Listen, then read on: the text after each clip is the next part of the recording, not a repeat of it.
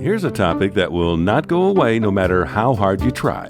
In fact, it's better to embrace it, lest you be fleeced. Hello, everyone. Welcome to another episode of the Whole Idea Podcast by DCG ONE. I'm Greg Oberst. On the show with me today is Chris Geiser, Chief Technology Officer at DCG ONE. And of course, we're talking about the ongoing, ever-growing need for data security in the workplace. Chris, welcome back to the Whole Idea Podcast. It is great to be here, Greg. Thank you for having me again. When you and I last met on this podcast, the subject was artificial intelligence. But on this episode, I want to bring some much-needed attention to data security, a subject not just close to your heart, but also close to your duty as Chief Technology Officer here at DCG ONE. Correct. Let's start with ransomware. Seems like it's one of the most prevalent types of attacks lately. It's in the news a ton. Many brands and orgs are getting hit. I saw one report in which a tech called it a plague.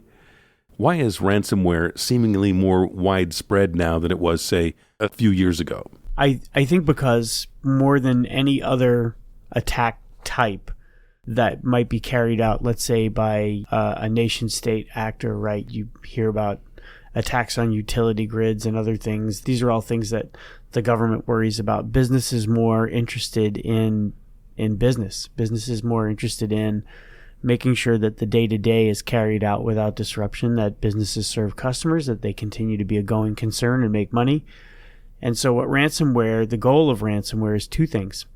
The first thing is disruption. When the ransomware hits, when it gets through whatever its attack entry point is, it encrypts whatever it can find, whatever it has access to, whatever it has permission to make a change to. It will encrypt those assets. And when those assets are encrypted and locked, then you are locked out of those assets. They may as well not exist for you at that point. The second point of ransomware is exfiltration, or what we call exfiltration. And exfiltration is exactly what it sounds like. It means that somebody is taking data in an unauthorized way from one place and putting it in another place, like the dark web. So if you have customer data, let's say you have an e-commerce site or an e-commerce program, and you keep a database of your customer data and personally identifiable information.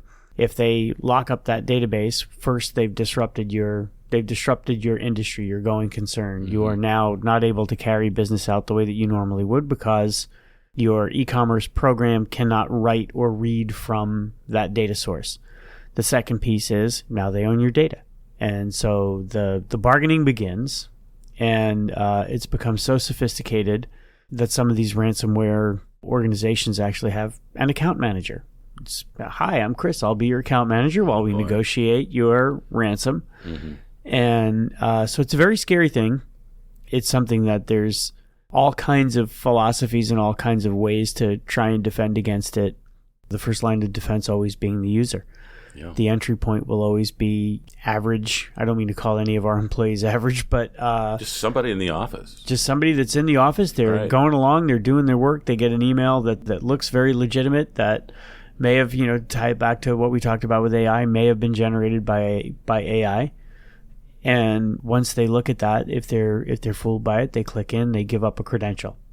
And when you give up a credential, it's like giving somebody the keys to your car and saying, please don't steal it. An honest person is not going to steal your car, but somebody that's got other intentions is going to take your car, and you've basically given them the keys.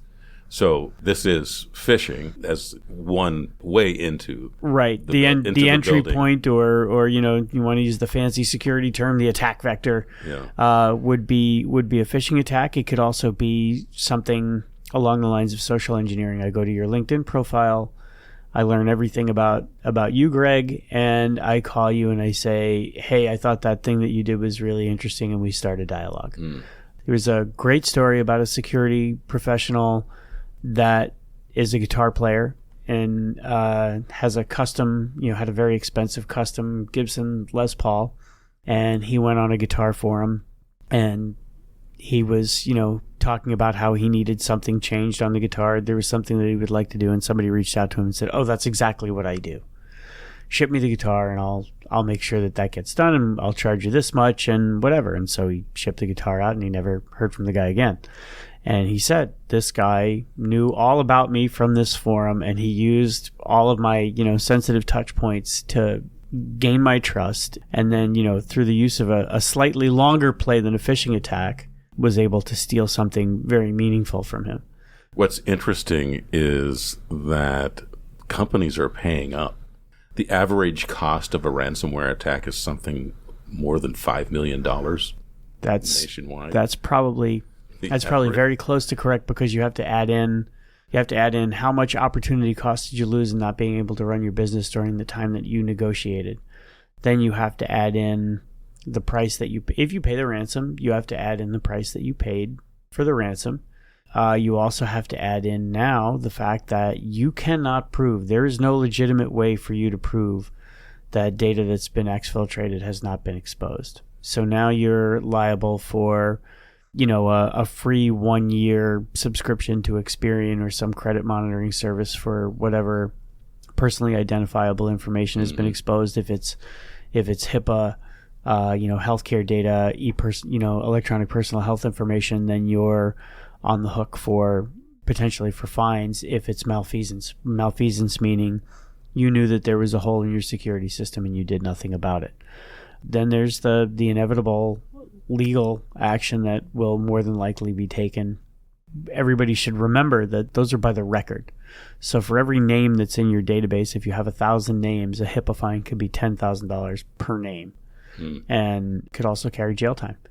So it's a really dangerous slope to be on if you're not paying full attention to this. And it could be a pretty wide net, as you're saying. It's not just about you, it's about everybody you work with, potentially. That's absolutely correct. You've basically become the door. When you have vendors, your vendors pose a risk, and so you have to have a third-party risk management program in place to make sure that your vendors are doing the exact same thing that you're doing. In HIPAA, we have what's called a business associate agreement and what's also called a chain of trust. And the chain of trust says that if you're working with a third party, that they're agreeing to the same sets of rules for safeguarding data that you are. And so you want to make sure that you always have those types of agreements in place, but that you do a trust but verify in saying, do you do this? Do you do this? Do you do this? I spend countless hours throughout the year answering these questionnaires for our customers that want to know that we're safeguarding their data in the right way. So we have to turn that, and we have to do the same thing for our vendors to make sure that they're safeguarding our data in the right way. It's not always just about big companies either. I think ransomware people who do the attacks have numbers in their favor. If attack a number of small companies, then that's a pretty good haul for them, even though it's a smaller haul from each smaller company. My point is, you can't let your guard down if you're a small company. That's absolutely correct. And there are many small companies that serve bigger companies and yes, may have access to a bigger company's data, right? So they, in effect, back in the day, we used to work with enterprise companies, and we had something that hung over the technology area that said act as if. And we were not a $10 billion valued company the way that one of our main clients was, but in conversations with them, they said, you're a part of our perimeter now, and so you need to act as if you are part of our security plan. And right. So we took that very seriously, and I can credit the guy that told me that, a guy named Bill Bonney. He was the senior vice president of security at T-Mobile at the time. He was the one who got me started down this path. We had a great experience in building our program alongside their program, and so we learned from some good experts, and we're able to develop a program that we've now taken here to DCG ONE and are continuing to try and build every day. It's never over. Yeah, constant state of construction, I imagine, like our freeways. Let's talk about another increasingly common type of attack, BEC as it's known, business email compromise. So business email compromise is when a bad actor gets control of someone's email box. And once they do that, they can be that person. And they can send out something that says, hey, Greg, I need you to fill this out today in order for you to stay within our vendor compliance. And you open that spreadsheet up and you look at it and you say, boy, this is asking for a lot of really interesting details that I'm not sure that we should be giving up. And so you write back to that person and you say, hey man, I just got this suspicious attachment from you. Are you sure? Is this for real? Is this you? And the email comes back that says, oh yeah, definitely. It's legit. You got to do it today. I need it today. And because that person's email box is compromised, you don't know that you're actually having an email conversation with somebody that is inside that email box, and they're basically controlling the conversation. At the same time that they're doing that, they're also ferreting out, okay, what does this person usually get from Greg? What does this person usually do in their day-to-day business transactions with that? Is there any payment information I can reroute into another account? And then the next email might be, hey Greg, thanks for filling that out. What I'd like to do is we need to change our ACH transfers to this account moving forward. And if it's a vendor that we would be paying, then all of a sudden we're making our vendor payments to a bad actor.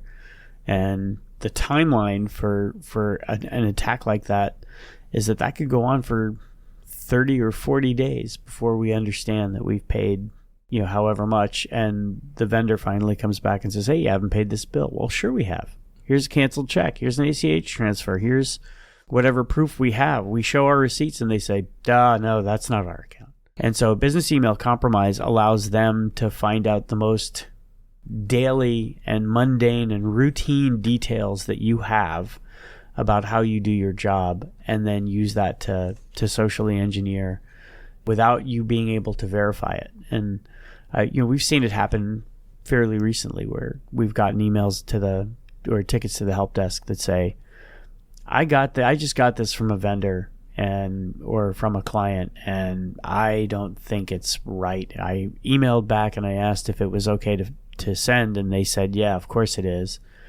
And I still don't feel right about it, which was good because it means we have a risk-aware culture in letting that person know, hey, contact your client and let them know that they might be compromised.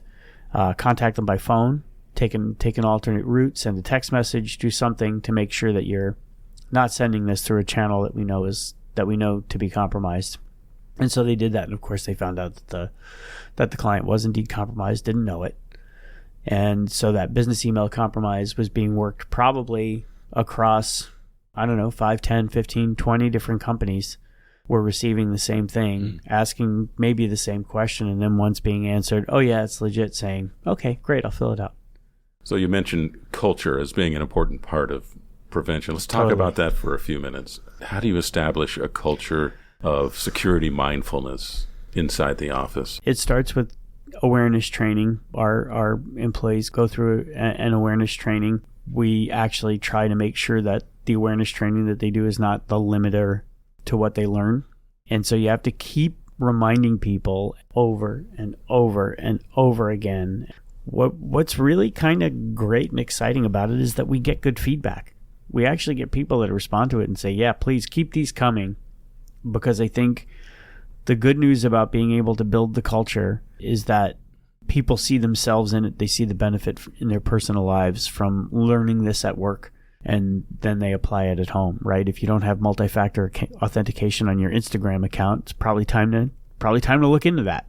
If you want to keep your Instagram account intact, otherwise, how many times have you seen on your social media posts, please don't accept a new friend request from me because that's not me, and whatever, right? And so you want to give people tools, you want to give them awareness, you want to encourage them and not judge them. You want to say every one of us has the capability to stop this.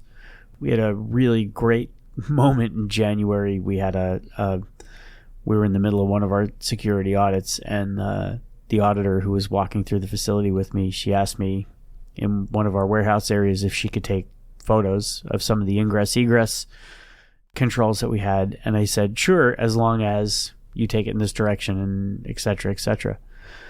Within minutes of her taking those photos, one of our fulfillment people, high on my list of people that are risk aware, sent me an email saying, I don't know who that lady is that's walking along with you, but she just took a bunch of photos. And, you might want to look into that. And I wrote back and I said, thank you, she's an auditor. But I showed the email to the auditor, and the auditor actually put that we are a risk-aware culture in her report. And it just is, there's no one thing that we can do. It's all the things. We did the Cybersecurity Awareness Month in October. I tried to keep it up for 31 days, but it got a little out of hand after a while. But we have great partners in our security posture that provide us with a lot of content that's useful. It doesn't talk down. It's not judgy. We can't walk by and go, oh, I can't believe this user got us hacked. That's not it. It's, I'm really glad that these users are on board with what we're trying to do. And we have great people here at DCG ONE, and just if you tell them what to look for, they'll look for it. And I'm always encouraged by the feedback that we get back saying, hey, I think this is suspicious. And I think they do a great job of staying alert and staying aware. And the minute we stop driving that awareness, it falls to the back. And we needed to not ever fall to the back. And this area of human risk management, as you sometimes call it, is fluid. Yeah. What worries me more and more is how much our personal digital lives are sort of blending into our work daily lives through the use of devices and things like that. We've all got email on our phones. We've all got maybe Teams or Slack on our phones. And so, we have to do a lot of things to limit how much anybody can actually do in any one place, and just sort of keep access to things that we want to consider confidential or sensitive, isolated from those vectors. Let's talk more specifically about what those approaches and tools are that you put forth. Sure. The techniques and where it hits personal users or individual users the most is probably it starts with your password. Or let's actually back off the word password, and let's say your key, whatever that is, whether it's a password or whether we have some other technique employed. Sure. The days of passwords are probably numbered. A lot of facial recognition coming into play now and that sort of thing. Well, it's funny. I was explaining that to somebody yesterday, and they said, oh, well, if you have the facial recognition. I said, yeah, that means all they have to do is punch me until I'm unconscious and then hold the phone to my face. Great. But there's a lot of things about never using the same password twice, using a strong password, using a password manager. Those are things that you can do to help yourself, but also multi-factor authentication, not by SMS message, which is turning out to be the worst thing you can do. Really? When you do multi-factor by SMS, it's very interceptable, and probably proven recently in a couple of really high-profile attacks that those SMS messages are susceptible to interception. They're not encrypted. So you should option for the email. No, secondary verification. Secondary verification, I would always go with the Authenticator app. I feel like right now that's the best thing that we have, although we're finding out that those things can be gamed. And that's why I think coming from places like Microsoft, Google, others, I was reading a forum on a company called Sophos yesterday where they were saying that this whole password-less or passkey or pass-free, there's so many other ways that we're looking to create a sense of multi-factor authentication, and consideration even of physical devices is very much on the table, because we want to make sure that we can actually verify who somebody is. But not to give too many state secrets away, we have a program in place for managing all that we're continuing to evolve based on what we learn every day. We have a good group of security vendors that help us stay aware of what the best approaches are, and so we're working with them constantly to understand, okay, where does this leave us on any given Wednesday? Where does it leave us? Second thing is just email in general, email, SMS. I think letting users know that they should question everything is just an absolutely huge step in the right direction, that nothing is as it seems, or nothing should be taken at face value anymore, especially where emails from executives and text messages from executives are concerned. That's one way that attackers use to drive a sense of urgency into it. So watching out for those types of things is critically important. And then also watch what you share. Social media is really great harvesting ground for me to be able to spend a little time there and come up to you and say, Greg, I know you. You may not remember me, but you and I went to the same high school, and I also know Joan, who was your best friend in high school, and she and I have been talking, and I think you'd be the right person to pull in on this business opportunity I have going on. And so there's a great book out there by a woman named Maria Konnikova. She's a clinical psychologist out of Columbia University, and she wrote a book called The Confidence Game, which really breaks down how grifters work and what the psychology of grifting is. And when I read this book, I couldn't help but apply it all digitally. The same cons, the same grifts, the same scams that were run in 1492 are currently running digitally, and that's what makes them even more dangerous, is because the payload is almost instantaneous.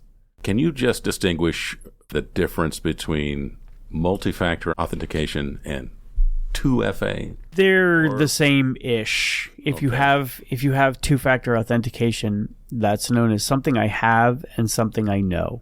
So something I know is my password. Something I have is an authenticator app or a physical card or something that I push in to verify that my password has not been stolen. So that's two-factor authentication. It's multi-factor authentication simply because it's more than one. Okay.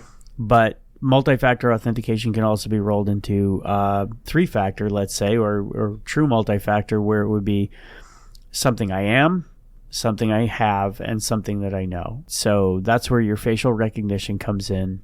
Let's say you have a password manager app on your phone, and you need your face to unlock that. So your password manager is not something that somebody that picks up your phone. First of all, you have your PIN code on your phone.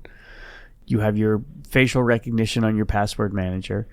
And then once you use your password manager, you also have to back that up with your multi-factor app. Where it becomes multi-factor as opposed to just two-factor is in something like the way that Microsoft does it, where I enter my Office 365 password.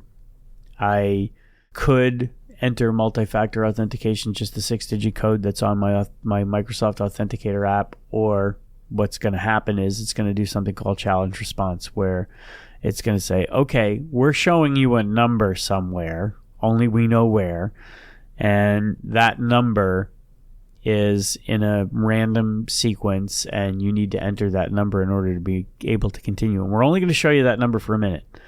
And if that number just suddenly pops up on your screen, you have a chance to say, I didn't ask for this number. And if you hit that, then a whole other series of events start to take place from the IT side.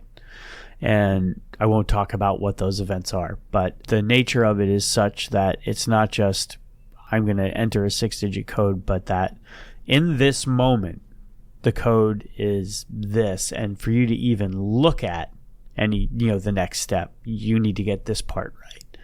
So you're continually jumping through hoops. And I think what's happening is all of these things are getting to a point where they're beginning to be gamed. The challenge response vehicle came up from the fact that people were doing something called credential stuffing. If a password was compromised, they would just keep logging in with the correct password until the person who was getting the two-factor authentication notice would just give way and say, okay, yeah, here's the number. Stop bothering me. And all of a sudden they're in. Somebody that's on the other side of the world could potentially be into your system because you entered the code on your authentication device or your authentication vehicle, and it wasn't you that actually requested it. So that's why that this is not me button is right there for you to say, I didn't ask for this. And that stops it dead in its tracks. So multi-factor authentication is becoming more and more complicated. I know that certain government agencies, I know that certain larger companies, they require the something I have to be physical, like a card that you insert or a token that you have that reads out a number that's not on your device. It's like this is the token. So those RSA tokens seem to have gone away in favor of what are called YubiKeys. You plug that into your USB port and it says, oh, okay, unless Greg is in the trunk of a car somewhere, we can assume that because he's got this key that this is him. Chris, exactly who are these bad actors and where are they set up? They are set up anywhere they want to be set up. I think the picture that people draw in their own minds is that they're in some, let's call it, the picture that I used to draw was, the other side of the Berlin Wall, a dank and faceless apartment building where they had set up a row of hackers that are doing this on behalf of if you remember Chaos from Get Smart. Sure. But, like an organization like that, a very Cold War, mean, I guess I'm showing my age with that. But they are wherever they want to be. Where you are, your physical location makes no difference to where you are. But what matters is that they've got corporate structures now. They've got managers. They've got account services people that help you through the process. This is how you're going to pay us, and this is what we're going to do with your data, and this is what the next step is. They've become extremely sophisticated. It's not a case of some kid in their parents' basement causing trouble. It's not Matthew Broderick playing war games. It's people that have families and they're like business operations and homes and cars, and they get up and they go to work every day, and this is what they do. You can't say that they're in any one location because the internet makes it possible for them to be anywhere they want to be, but where the attack comes from, well, maybe that's somewhere else. To say that they're all in Russia, they're all in China, or they're all somewhere, it's not a thing. They are wherever they want to be. They've made that choice that this is how they're going to apply their skills, and that's what they do. They built an industry out of it, and hackers were always interested in payloads, right? What's the payload for this? Some hackers were also interested in vandalism back in the day, right? We have a problem with this. We're gonna hack that site. We're gonna deface it, and we're gonna tell everybody what we think of these guys. And there's probably some of that still around. And at some point, somebody noticed that there was money to be made. That there was a legitimate, well, not legitimate, but there was a business model. Yes. That a sustainable and scalable business model for this. And that's what makes it so incredibly dangerous and so incredibly serious. And why we take it so incredibly seriously is because, we take our business incredibly seriously. And so if nothing else, in spite of the, control versus chaos, spy versus spy kind of face that you might want to put on it, we're a business, they're a business, and we want to keep our business operating at peak. They want to keep their business operating at peak, and those two goals are at odds. And so that's why we have to be at our absolute best. So when I think about the Internet of Things, wearables to the refrigerator and the data going on and all those things, I can imagine that this only makes your job more challenging.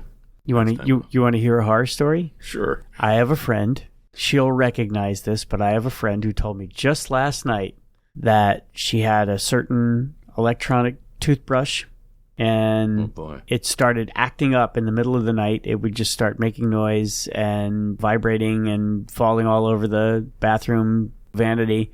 And she couldn't turn it off. She finally had to wrap it in a towel and throw it in the back of the closet until she could do something with it the next day. So she gets on, like any person would, she gets on the website the next day and she orders herself a new one to her home address. And a week later, a box shows up for her at her work address, and somebody says, "Yeah, you have a box here." And she said, I didn't order anything to that address. And it was a new toothbrush, the same exact one that she had just bought. And the only conclusion I can draw from that is that the toothbrush, which I said, "Did you ever have it hooked up to the internet?" And she said, "Yeah, it had an app." Oh, man. And I said, "Yeah, it basically phoned home and said, 'I'm done. Send in a new brush.'" And so she now has two of these things, and it was basically self-ordered by the toothbrush. So what have we learned? That is what IoT is capable of. So when you think about, I'm a big believer in Apple AirTags. Not to do a brand endorsement here, but the whole idea of AirTags that as soon as I leave my backpack or my badge behind, you can see I've got an AirTag attached to my badge. As soon as I leave that somewhere that's not my home or my office, I get a notification on my phone saying that you've left this behind. The idea of that AirTag is that it's basically going to be able to use any wireless signal out there. I don't know if you've ever, hooked up to the Wi-Fi on a plane but not bought it. As you're hooked up to the Wi-Fi signal, you start getting notifications from all your messaging apps, but you can't read any of them because you're not actually connected. Right. And that's because there are certain notification protocols that I think, and this is my theory anyway, there are certain notification protocols that many wireless gateways just leave open. Those things, the AirTags of the world and the RFID that you might put on your cat are just open to those types of, let's call them for lack of a better term, low frequency data transmission, and off it goes, and it tells you precise locations based on that. So that only underscores how leaky IoT probably is. And so with all the physical devices we have around the plant, we've had to take precautions about all the devices that we have around the plant, and it doesn't make people happy sometimes that there has to be an IT person present for X, Y, or Z, but it's the way it has to be because those things are so leaky. I've been debating whether to get an app that reads the meat in my barbecue, the temperature. And I just think, do we need an app for everything here? Exactly. And then you really have to analyze what you're telling it. And it asks for the world, right? Like one of the things that we do here with permissions, right? So Greg, if you were in your current position, in your current role, if you were to try to get on a network drive that had PII on it, we would say, sorry, you have no role here. PII is personally identifiable information, right? Yeah. What the IoT devices do is they ask for a very large role. They ask for almost an administrator role in your personal life just to do this one thing because the developer was too dang lazy to figure out how to ask for a smaller role. So that's why you have to be careful with those kinds of things. Yeah, and they can kind of crowd up your phone display as well. I know the Meet app that you're talking about. And I was hooking my brother-in-law's up to my phone on Thanksgiving, and I got that notice, and I said, I'll cut it open and look. Yes. Chris, thanks very much for being here on the Whole Idea podcast and sharing some important words about a critical topic. I'm sure we're going to be talking again someday about this. I would love that. Thank you, Greg. Always fun to be here with you. Now for some key takeaways. Ransomware and BEC attacks are menacing businesses of all sizes. Phishing and social engineering remain top entry points for bad actors worming their way into your data systems and launching attacks. You can't talk about this plague enough with your staff. Tell your team members what to look for, keep it top of mind with regular training, and make security mindfulness part of your company's risk-aware culture. My thanks again to Chris Geiser, Chief Technology Officer at DCG ONE. If you have questions for Chris or need sage advice or guidance on how to beef up your own security program, feel free to write us today at podcast@dcgone.com. Thank you very much for listening. Whole Idea podcast producers are Mandy DeCesar and Kelsey Brewer. I'm Greg Oberst. Watch this channel for our next podcast and more expertise, insight, and inspiration for Whole Idea marketing. Take care.